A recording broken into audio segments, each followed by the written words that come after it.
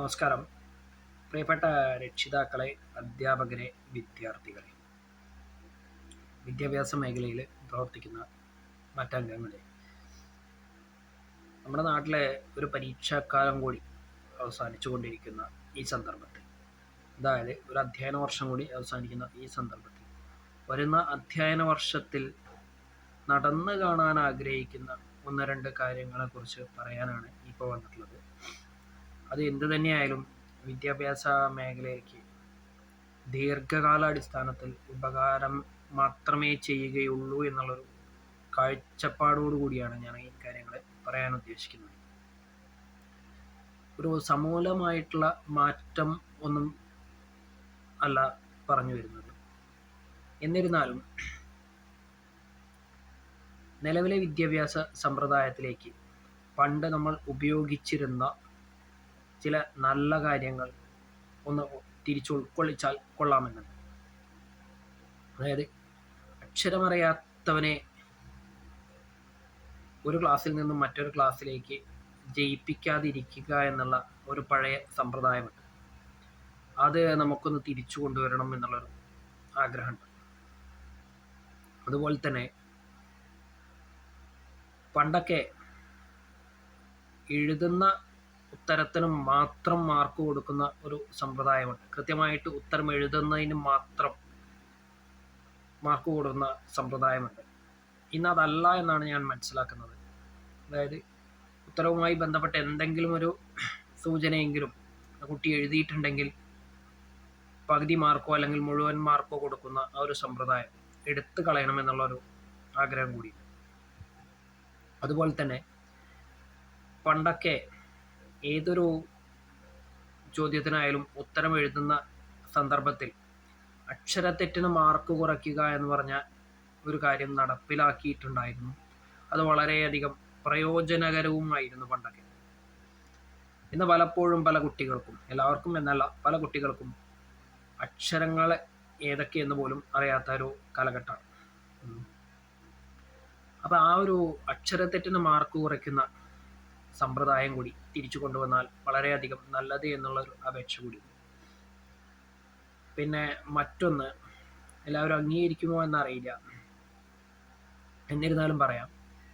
നമ്മുടെ നാട്ടിൽ ഇപ്പോൾ നടക്കുന്നത് ഗ്രേഡിംഗ് അടിസ്ഥാനത്തിലുള്ള മാർക്ക് കൊടുക്കലാണ്. ഗ്രേഡാണ്, മാർക്കിനേക്കാൾ അധികം പ്രാധാന്യം ഗ്രേഡിനാണ്. 90%-നും 100%-നും ഇടയിലുള്ളവർക്ക് മുഴുവൻ A+ കൊടുക്കുക. ഇങ്ങനത്തെ ഈ ഗ്രേഡിംഗ് സമ്പ്രദായത്തെ പാടെ എടുത്ത് ഒഴിവാക്കിയിട്ട് പഴയ മാർക്ക് കൊടുക്കുന്ന രീതി, മാർക്ക് അടിസ്ഥാനത്തിൽ റാങ്ക് കൊടുക്കുന്ന രീതിയൊക്കെ ഒന്ന് തിരിച്ചു കൊണ്ടുവന്നു കഴിഞ്ഞാൽ കുറച്ചുകൂടി ഫലപ്രദമാവും എന്നൊരു തോന്നലുണ്ട്. അത് ചിലപ്പോൾ എല്ലാവരും അംഗീകരിച്ചോളണമെന്നില്ല. അതുപോലെ തന്നെ ഏറ്റവും പ്രധാനപ്പെട്ട മറ്റൊന്നാണ് നമ്മുടെ സി മാർക്ക് സമ്പ്രദായം. സി മാർക്ക് സമ്പ്രദായത്തിൽ കണ്ടുവന്നിട്ടുള്ള കാര്യം എന്താ വെച്ചാൽ, പരീക്ഷ എഴുതുന്നതിന് മുന്നേ തന്നെ കുട്ടികൾക്ക് ഏകദേശം ധാരണയുണ്ട് സി മാർക്ക് ഇത്രത്തോളം ലഭിക്കും, അതുകൊണ്ട് തന്നെ എഴുത്ത് പരീക്ഷയിൽ ഇത്ര മാർക്ക് ലഭിച്ചാൽ മതി. ആ ഒരു ചിന്താഗതി വിദ്യാർത്ഥികളിൽ നിന്നും എടുത്തൊഴിവാക്കാൻ വേണ്ടിയിട്ട് ഈ സി മാർക്ക് സമ്പ്രദായം പാടെ അങ്ങോട്ട് ഇല്ലാണ്ടാക്കിയാൽ എന്താ സംഭവിക്കുക എന്നുള്ളതൊന്ന് പരീക്ഷിച്ച് നോക്കിയാൽ കൊള്ളാമെന്നൊക്കെ. ഈ പറഞ്ഞ കാര്യങ്ങളൊക്കെ നടപ്പാക്കി കഴിഞ്ഞാൽ ചെറിയ തോതിലെങ്കിലും നമ്മുടെ വിദ്യാർത്ഥികൾക്കിടയിൽ പഠിത്തത്തെക്കുറിച്ചും പരീക്ഷയെക്കുറിച്ചൊക്കെ കുറച്ചുകൂടി സീരിയസ്നെസ് വരും എന്നൊരു ചിന്ത എനിക്കുണ്ട്. എത്രത്തോളം ശരി എന്നുള്ളതൊന്നും ഞാൻ പറയുന്നില്ല, പക്ഷേ അങ്ങനെയുള്ള ചില മാറ്റങ്ങൾ വരുന്ന അധ്യയന വർഷം മുതലെങ്കിലും നടപ്പാക്കി കഴിഞ്ഞാൽ കുറച്ചുകൂടി നമ്മുടെ വിദ്യാഭ്യാസ മേഖലയിൽ മാറ്റം സംഭവിക്കാമെന്നൊരു പ്രതീക്ഷയുണ്ട്. അതുപോലെ തന്നെ പിന്നെ മറ്റൊരു കാര്യമാണ് വിദ്യാർത്ഥികൾക്കിടയിലുള്ള അച്ചടക്കപരമായിട്ടുള്ള പ്രശ്നങ്ങൾ. പണ്ടൊക്കെ അതിശക്തമായിട്ടുള്ള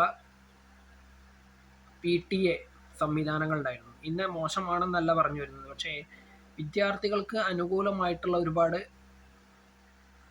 കാര്യങ്ങൾ നമ്മുടെ സമൂഹത്തിൽ അല്ലെങ്കിൽ വിദ്യാഭ്യാസ മേഖലയിൽ ഉണ്ടായിട്ടുണ്ട്.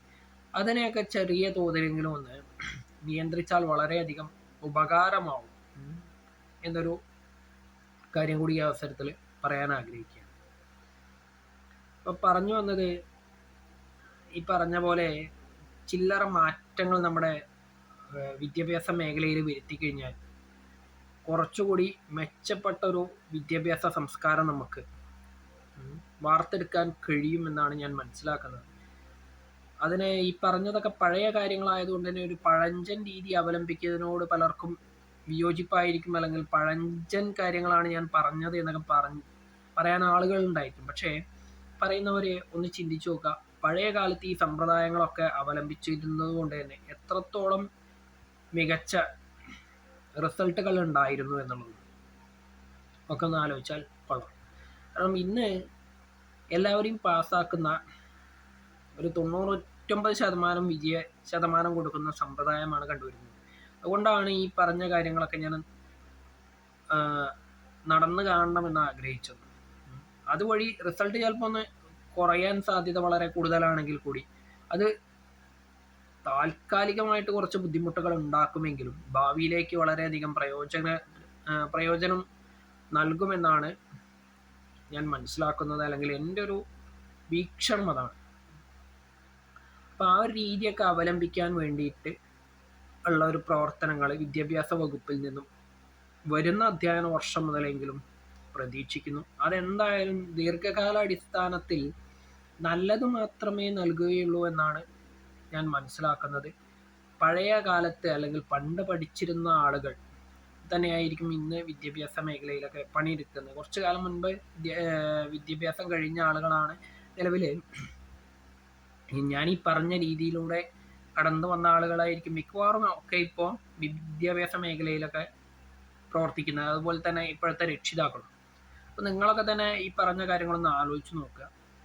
എന്നിട്ട് ഞാൻ പറഞ്ഞത് ശരിയാണോ തെറ്റാണോ എന്നുള്ളത് നിങ്ങളൊക്കെ തന്നെ വിലയിരുത്തിയിട്ട് ഈ പറഞ്ഞ കാര്യങ്ങൾ നടപ്പാക്കുന്നതിന് വേണ്ടിയിട്ടുള്ള കാര്യങ്ങൾ, അല്ലെങ്കിൽ അതിനു വേണ്ട നടപടികൾ കൈക്കൊണ്ടാൽ വളരെയധികം ഉപകാരം. അത് നമ്മുടെ ഭാവി തലമുറയ്ക്ക് എന്തായാലും ദോഷം നൽകില്ല എന്നുള്ളൊരു അഭിപ്രായമാണ് എനിക്കുള്ളത്. അപ്പോൾ ഇതൊക്കെ നടന്നു കാണുമെന്ന പ്രതീക്ഷയോടുകൂടി തൽക്കാലം അവസാനിപ്പിക്കുന്നു കേട്ടോ.